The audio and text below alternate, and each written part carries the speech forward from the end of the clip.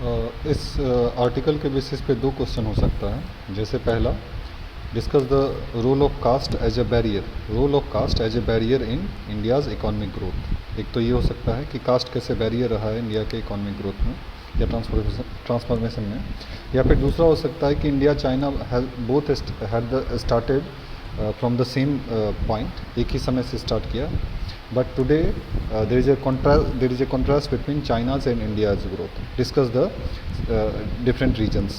So there can be two kind of question. पहला तो caste as a barrier in India's economic growth, और दूसरा हो सकता है या रोल ऑफ कास्ट, ठीक है, कास्ट कैसे बैरियर है इकोनॉमिक ग्रोथ का, और दूसरा कि इंडिया चाइना एक ही समय में दोनों ने स्टार्ट किया अपना जर्नी, ठीक है, और आज जो चाइनीज़ इकोनॉमी है आज हमसे 5 to 6 टाइम्स जो है लार्जर है इसका रीजन। तो इसमें बेसिकली एडिटोरियल में कहा क्या गया है, जैसे टाइटल ये कास्ट का रोल जो है, role of caste in economic transformation. तो इंडिया का हिस्ट्री क्या रहा है कि पिछले बेसिकली भारत ने क्या किया है, विटनेस क्या किया, जॉबलेस ग्रोथ, यानी ग्रोथ हुआ है बट जॉबलेस। इट मीन्स कि कुछ सेक्टर के द्वारा ग्रोथ हुआ है और जो ना तो जॉब क्रिएट कर पाया है, they have only able to basically contribute in revenue growth. जैसे आईटी सेक्टर है, आईटी सेक्टर ने ग्रोथ तो किया है लेकिन उतना ज़्यादा जॉब क्रिएट नहीं कर पाया है, ठीक है। आगे ऑथर कहते हैं कि साथ में एक तो जॉबलेस ग्रोथ हुआ है और दूसरा पॉवर्टी भी बढ़ी है, और रूरल एरियाज़ में भी जो है डिसकंटेंट बढ़ा है, ठीक। अभी जो प्रोटेस्ट हो रहा है उसको उन्होंने जोड़ा है एक तरीके से, ठीक है। तो आगे जो बेसिकली वो कहते हैं कि अगर कहीं भी इकोनॉमिक ट्रांसफॉर्मेशन खासकर इंडिया में होना है तो उसमें कास्ट का रोल बहुत इंपॉर्टेंट हो जाता है। क्यों? क्योंकि कास्ट जो है बेसिकली क्या करता है कि कास्ट कंट्रोल करता है, रिसोर्स को कंट्रोल करता है, पॉलिटिकल रिसोर्स को, सोशल रिसोर्स को, इकोनॉमिक रिसोर्स को, ठीक है। जैसे पॉलिटिकल रिसोर्स में कि किसके पास पावर होगा, बेसिकली जो ऑथर का मानना है कि जो डोमिनेंट कास्ट है वो डिसाइड करती है, तो बाकी कास्ट के पास तो रिसोर्स डिस्ट्रीब्यूट ही नहीं होगा। नेक्स्ट है कि कास्ट बेसिकली इकोनॉमिक कैपिटल, जैसे लैंड जिसके पास है उसी के पास वेल्थ होगा, ठीक है। और उसके बाद जो है सोशल कैपिटल, समाज में रिस्पेक्ट हो या एजुकेशन सेक्टर हो, तो कास्ट बेसिकली ऑथर का मानना है कि कास्ट जो है as a central role play करता है रिसोर्स को कंट्रोल करने में, और जो रिसोर्स को कंट्रोल करेगा उसी के पास पावर रहेगा। तो आगे ऑथर बेसिकली कहते हैं कि बेसिकली कास्ट ने कैसे रोका है इंडिया के इकोनॉमिक ग्रोथ को।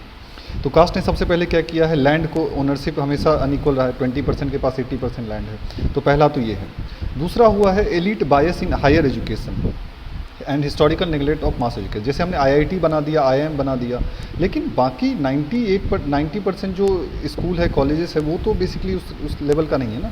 तो हमने आईआईटी आईआईएम बना के क्या किया, कुछ स्टूडेंट को एजुकेशन दिया लेकिन बाकी को नेग्लेक्ट किया।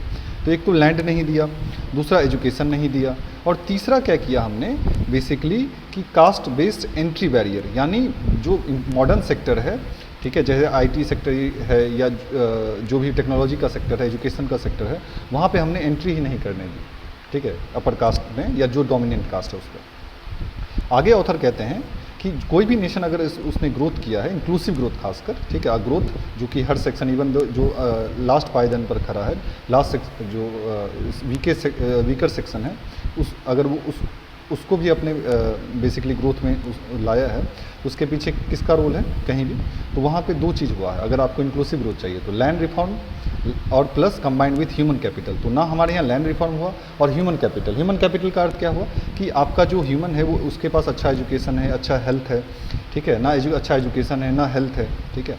तो ह्यूमन कैपिटल पे ना हमने काम किया है ना लैंड रिफॉर्म पे, ठीक। और तीसरा किसी कंट्री ने क्या किया है, they have invested in basically infrastructure. तो हमने क्या किया है, ना ही बेसिकली इंफ्रास्ट्रक्चर हमारा बहुत अच्छा रहा है, ठीक है। तो इन सब कारणों से बेसिकली क्या हुआ है कि इंडिया ने इंक्लूसिव ग्रोथ नहीं अचीव किया, ना ही लैंड का रिफॉर्म किया है, ना ही इंफ्रास्ट्रक्चर और ना ही एजुकेशन। तो लैंड ओनरशिप में भी आगे क्या हुआ कि हमने लैंड जो इनइक्वल तरीके से जो लैंड बटा हुआ था उसको भी हमने लीगलाइज कर दिया, ठीक। तो इस तरीके से लैंड का डिस्ट्रीब्यूशन हुआ नहीं, जो रिफॉर्म होना था लैंड रिफॉर्म हुआ नहीं, उसमें जो लूपहोल था उसका फ़ायदा उठाया गया। नेक्स्ट क्या हुआ, ग्रीन रेवोल्यूशन के बाद इवन जो ग्रीन रेवोल्यूशन ने फर्दर क्या किया, चूँकि लैंड तो डोमिनेंट कास्ट के पास ही था, तो उसने क्या किया, ग्रीन रेवोल्यूशन ने उसका प्रोडक्शन बढ़ा दिया और प्लस उसका कंट्रोल और ज़्यादा जो है वो बढ़ गया ग्रीन रेवोल्यूशन के कारण। तो लैंड ने उसके बाद अच्छा 1990 के बाद क्या हुआ, लैंड धीरे धीरे चूँकि प्रोडक्शन उतना ज़्यादा वैल्यूबल नहीं रहा, लेकिन क्या हुआ आगे रियल एस्टेट का ग्रोथ हुआ, जैसे घर बनाना हो गया रेंट पे, या बड़ी बड़ी जो कंपनियां आने लगी, बिल्डिंग बनाने लगी, तो इससे भी जो डोमिनेंट कास्ट है उसका जो बेसिकली उनके पास रिसोर्स रहा ही।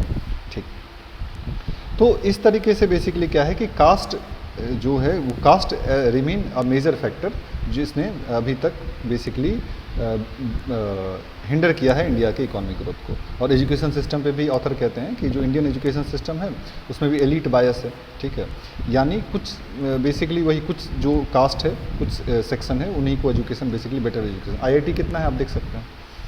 ठीक, और कास्ट बायस इन एजुकेशन एक स्टेटमेंट भी है मायरन वीनर का कि इंडिया में क्या रहा है कास्ट बायस इन एजुकेशन, ये आप आंसर राइटिंग में यूज कर सकते हैं। एक ऑथर ने कंपेयर किया कि जैसे चाइना और अदर ईस्ट कंट्री, उन्होंने क्या किया है, पहले बेसिक एजुकेशन पे उन्होंने इन्वेस्ट किया, फिर हायर एजुकेशन पे। अपने यहाँ क्या हुआ, आईआईटी आईएम बना, लेकिन बेसिक एजुकेशन पे क्या है, आज प्रथम का रिपोर्ट देख लीजिए कि फिर 40-50% स्टूडेंट को जो 5 क्लास का है उनको बेसिकली प्रॉपर काउंटिंग भी नहीं आता है। ठीक है, और उसके बाद चाइना ने क्या किया, पहले एजुकेशन को इम्प्रूव किया, फिर ह्यूमन कैपिटल पे काम किया, स्किल दिया।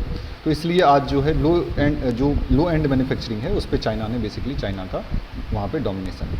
तो इंडिया ने बेसिकली कहाँ कंसंट्रेट किया, largely high and technology job पे। कुछ जो है आईटी बेस्ड जॉब हमने क्रिएट किया, ना हमारा एजुकेशन अच्छा रहा, ना ह्यूमन कैपिटल, ना इंफ्रास्ट्रक्चर, और कास्ट जो है उसने अपना कंट्रोल मेंटेन रखा है। प्लस और क्या हुआ कि जो 1990 के बाद रिफॉर्म के बाद क्या था कि कैपिटल बेस्ड ग्रोथ, तो कैपिटल बेस्ड ग्रोथ भी क्या हुआ, कुछ सेक्टर में हुआ।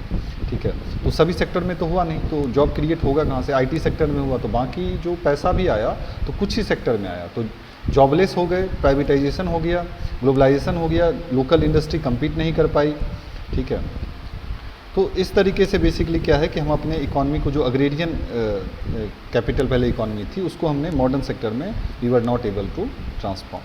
तो अगर क्वेश्चन आता है कि कास्ट एज अ जो बैरियर है, तो उसमें आप पहले लिख सकते हैं बेसिकली कि कास्ट एज अ बैरियर कैसे है। ठीक है, उसके बाद आगे मेंशन करना है डिफरेंट रीजन कि जैसे कास्ट कैसे रिसोर्स को कंट्रोल करता है, एजुकेशन पॉलिटिकल कंट्रोल कैसे करता है, सोशल कंट्रोल कैसे करता है, इकोनॉमिकल कंट्रोल कैसे करता है। उसके बाद कास्ट जैसे दिए 3 बैरियर जो है रिसोर्स का, ownership of land, elite bias in education, और उसके बाद जो है नेटवर्क बैरियर के तौर पर। प्लस कंपेयर कर सकते हैं चाइना के साथ, ये चाइना ने कैसे जो है पहले बेसिक एजुकेशन पे इन्वेस्ट किया, उसके बाद हायर एजुकेशन पे, फिर स्किल पे किया।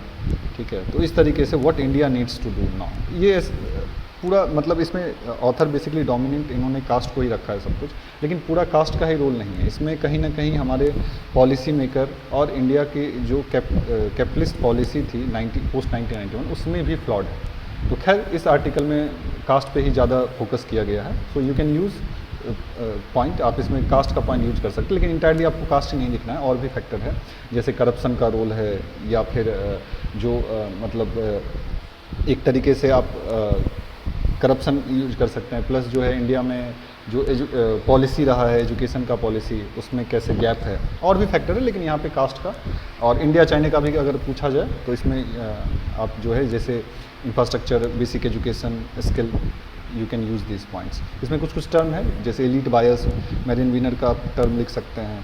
ठीक है, लीगलाइज कैसे हो गया, ट्रेडिशनल डिस्पैरिटी, ये सब कीवर्ड है which will give you some extra points.